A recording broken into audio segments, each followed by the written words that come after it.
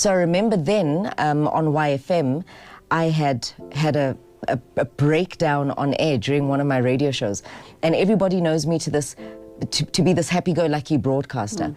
But then that day, which show were you doing at the time? it was Afternoon Drive. It was Yes. Afternoon Drive. Yeah, it was Afternoon Drive. It was still Dineo Live on Drive. Yeah, we had come from a weekend in Cape Town. I had been exposed to a personal experience that shocked me out of my core, and it was so unfair, and it never left my system.